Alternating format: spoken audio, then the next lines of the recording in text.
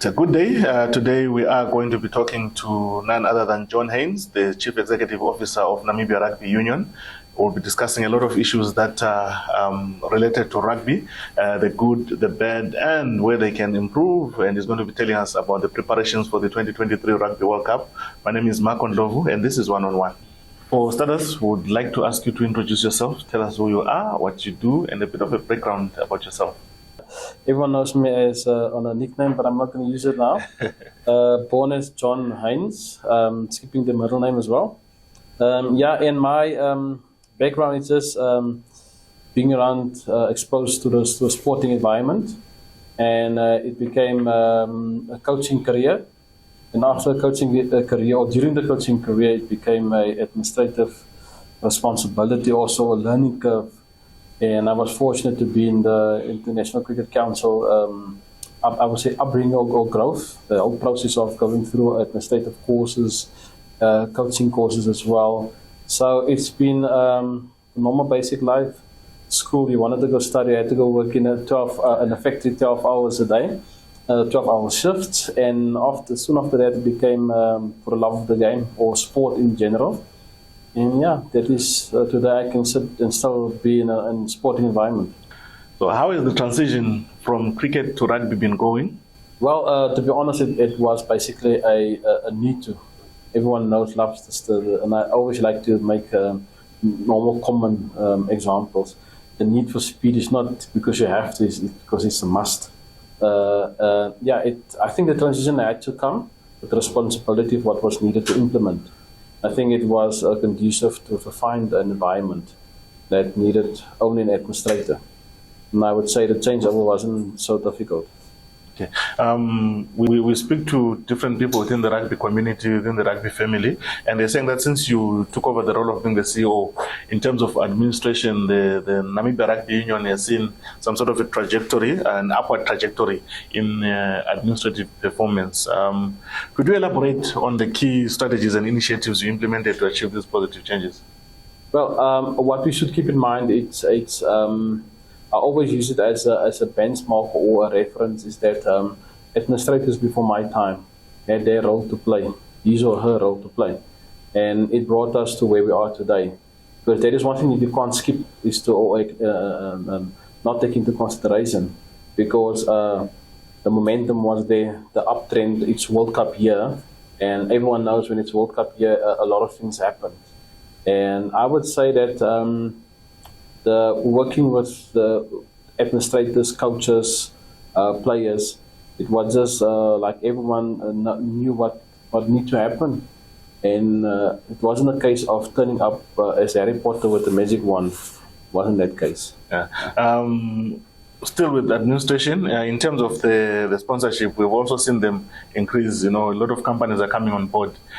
Take us through that. What do you believe is the main factor that attracts more sponsors to support NRU? Well, we still need more, to be honest. I want to start off answering you in that way, is that there's always a need for more. It's not enough. I would rather say that we make do with what we have, but there's always a need for more sponsors to partners to come on board. And I think that it's normally in the World Cup year where sponsors get involved. And I would say that the first approach was to make partners understand that World Cup is not a place where it's a good time to get investment or get support, because we need it. But it's also good from our side to make it the sponsors aware. But there's another 3 years after and before the World Cup, or before a World Cup. And that is where we need them, actually, I would say even more, so to keep that continuity and maintain that momentum, to prepare our players for World Cup over a longer period of time instead of trying to fit in everything over 6 months. In terms of the sponsorship, we've also seen them increase. A lot of companies are coming on board. Take us through that. What do you believe is the main factor that attracts more sponsors to support NRU? Well, we still need more, to be honest. I want to start off answering you in that way, is that there's always a need for more. It's not enough. I would rather say that we make do with what we have, but there's always a need for more sponsors to partners to come on board. And I think that it's normally in the World Cup year where sponsors get involved. And I would say that the first approach was to make partners understand that World Cup is not a place where it's a good time to get investment or get support, because we need it. But it's also good from our side to make it the sponsors aware. But there's another 3 years after and before the World Cup, or before a World Cup, and that is where we need them. Actually, I would say even more. To keep that continuity and maintain that momentum, to prepare our players for World Cup over a longer period of time instead of trying to fit in everything over 6 months. Now, with more sponsors on board, how do you plan to ensure their long-term commitment and engagement with the Namibia Rugby Union? You're talking about the 3 years before, after the World Cup. How do you try and make sure you keep them in that game? Well, we have to identify what is the specific need of programs. If you look at the whole holistical programs of the NRU, we're talking about 12 programs or within the union. You talk about your Getting to Rugby program, you talk about your different educational programs, from a medical officer to a referee to a match official. So we talk about club rugby, the domestic competition. You talk about the women's international, I would say, department or program. You talk about the sevens program. So it's to basically make all companies aware of the different programs within the union and how they can invest in linking that commercial fit with the brand fit, which is the union. So how we can basically align the two and where they can fit and reach their audience. It's all about making sure that the dots are connected. You were speaking about 12 different rugby programs that are going concurrently at the NRU. Can you just briefly explain to us, so that we have an idea of what's happening? You're talking about Get to Rugby. What does it entail? The medical part, what does it entail? You're testing my knowledge here. So when you get into rugby, that's your grassroots level. I mean, we want to introduce a safe environment for the little boy and girl who wants to one day play full contact rugby. So we can basically play rugby from a very young age, and that is what we call tag rugby. Grassroots. Then you've got age group, and there is also a platform where the NRU will also become more visible over the next few years, because we know we've got the NSSU, and then we've got the NRU who's responsible for all senior rugby. So we want to change that whole perspective that the NRU is there for all forms of rugby. Age group rugby, there will be both boys and girls. Then we have educational programs, which programs that's basically in each department a functionality that propels the NRU forward. Then you have leagues, different competitions. Then you have the senior men's 15s and 7s, the women's 15s, 7s, and then also our junior programs, that's the under 20s. And this is just to name a few of our programs. But each of them, it's a component that filters in a pyramid system, where the grassroots ends up becoming a Valvicia player through the process, including an administrator. And that process is before you end up playing for your national team. And in between that, the club structures, we talk about the franchise competition that closes the gap between club and national level. And we also now starting a new program. It's called the Regional 15. It's an old program, but we call it a new program. That is where we're going to groom our players before they go to the national or even the Valvicia platform. Okay. You spoke about girls, what is NRU doing to cater for the girl child? We know that the men's team has been qualifying for the Rugby World Cup for such a long time. They have the under-20 team that participates in the Batters Cup all these years. What's happening with the girl child? Yeah, I would say it's quite important that the stakeholders understand that this is a program that's not funded by World Rugby. That's why it's still in the phases of a participating sport or a participating component within the rugby. That's not both your men's and women's 7s and your women's 15s. So to understand that it is a much needed platform. It's a platform that's been aggressively developed across all sport codes. Is that we have to treat women's sports equally as we treat the men's sport. Is that in our case we emphasize that it's quite important that we introduce that sport at a young age. We've now facilitated what we can at club level, and now is to basically include the whole development process that we include the women's and the girls sector as well. And the High Performance Center, how has it been performing? With the lack of funds, perfectly. To be honest, Marco, is that the high performance was we implemented or basically got equipment, and it was supported through World Rugby, that we could replace some of the I would say equipment that wasn't there for 5 years. So the high performance provided a platform for our players, and now also for the under 16s that went to the Grand Como. The under 18s also had an opportunity to be exposed to it in the high performance center. There is always controversy in sports, and one of the controversial topics is the issue of diversity and inclusion. In terms of modern sports, they want to promote diversity and inclusivity, for the previously disadvantaged communities. With NRU, how have you been promoting that from administrators, players, coaches, medics, and so on and so forth? I'm going to take it from perspective. If you, I'm going to use the player. A player. If you basically want to promote make that sport accessible, diversity comes, the way I understand it as well, is how are we going to diverse the sport by introducing it to a boy that's in Commersdal, Katatura. If you show him a player like, if you see that player, let's say a Springbok player, for argument's sake, then the first thing that's going to come to mind, hey, I'm in Oshikati, that plays in South Africa, I'm not going to make it. But if you show him a local player, him or her local player, and the player sees, or the child sees Max and Prince, or they see Danko Burger, they're from Ochiwarongo, from our local towns. And then it says, it's not so complex to reach that dream to play. And that is where we changed the concept of how do we create our own heroes. Another component is not to limit ourselves as Namibians to say that we cannot compete at the highest level as administrators or match officials. And that is how we're going to curb the diversity, how are we going to change our thinking process. So, and we're not going to keep everything to ourselves, it's to share our knowledge. And that the diversity starts with you as a person. How are you going to carry over the knowledge that you have to the next colleague? And in my environment, no one calls me the boss. I'm your colleague. And this is how you also carry over a diversity type of responsibility. It's the thinking process of how you treat your colleague. Okay. In terms of the COVID-19, obviously it posed a significant sort of challenge to sports organizations worldwide. How did you, as NRU, actually navigate through those difficult times and the strategies that you had in place to safeguard the union against, future disruption? What are the plans that you have put in to say, if anything like COVID-19 happens, how are we going to sort of circumvent ourselves and manage to continue operating? I was quite fortunate when COVID hit us back in, I would say, 2020, because that was the worst time.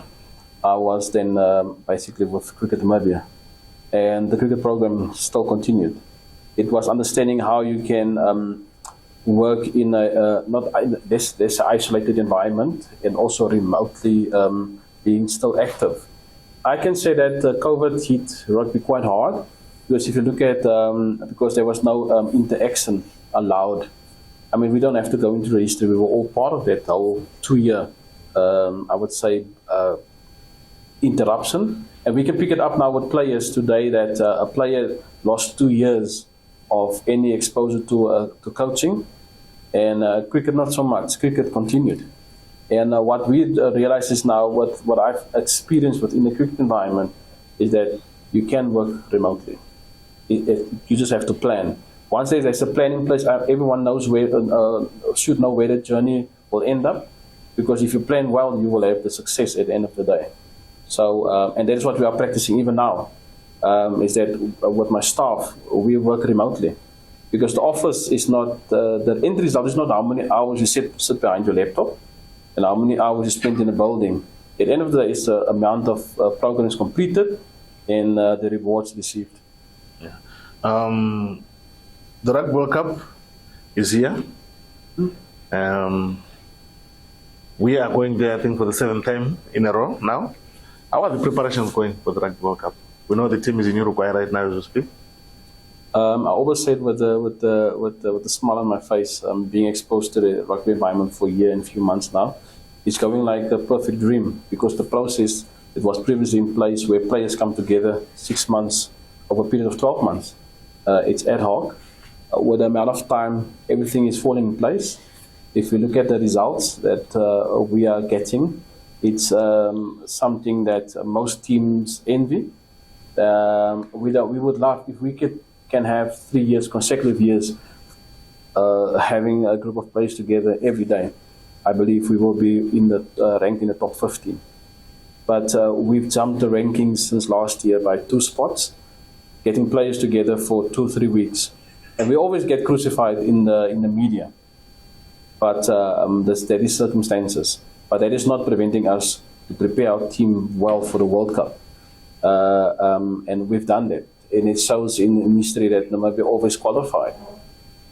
So yeah, plans, everything going according to plan. We now currently our team is in South America.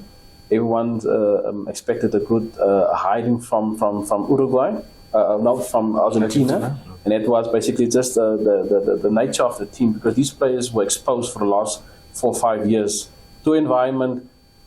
I won't see you for the next 8 or 9 months, but we will play together for 3 weeks.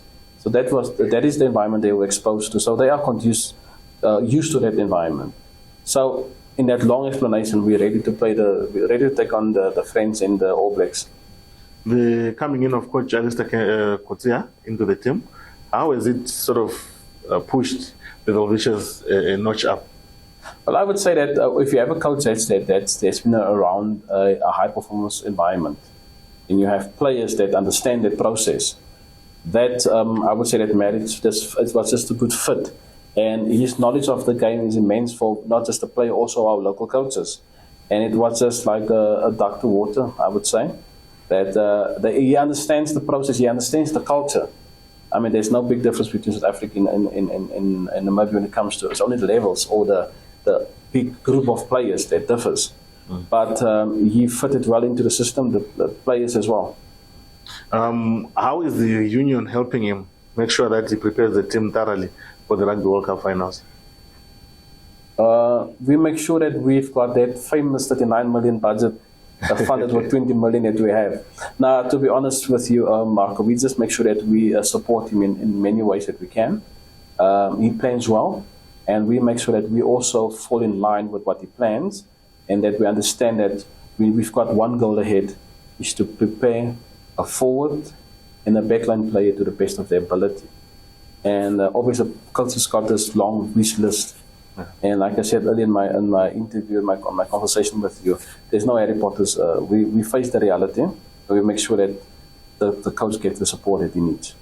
How is the preparations and operations at national level? How are they filtering through to the local clubs? Well, I would say that the moment Alistair stepped in, he recognized that it's important to, and I would say even our board recognized the fact that whatever we do, we need to report back to clubs. So there was regional visitations basically conducted. There was feedback provided to our regional clubs, and also coaching forums. So I just think it's important to share the knowledge of the game, and we've also implemented structures like the franchise 10s, the regional 15s, and that will be basically how we're going to basically narrow that gap. So there's different components that we're looking at how we can continue, not just how did we do it, but how are we going to continue making sure that it filters down to our clubs. John, thank you very much for your time, and we really enjoyed chatting to you, and good luck with the World Cup. In terms of the merchandise, where can we get it, and how much will it cost an average Namibian? Well, we've definitely looked after the Namibian market. So the merchandise, I say merchandise World Cup replica, will be available as from already the orders has been basically opened for on our Facebook page. There's a link where you can click and order. It's $895 Namibian dollars for the replica. Then there's also a golf shirt. It's about $795. It's also for your 4-year-old. I'm not sure if you have a 4-year-old. And also for 16-year-old, it's about $695 Namibian dollars. There's also a cap. And it will be locally available as from ready for collection. So you must go purchase already, Marco. It will be available as from the 18th of August. And then there will be local shops. I know OTB It's also one of the super sports shop in Office Bay, and then also Sportsman's Warehouse. But come support the NRU first. All right. Thank you. Thank you very much.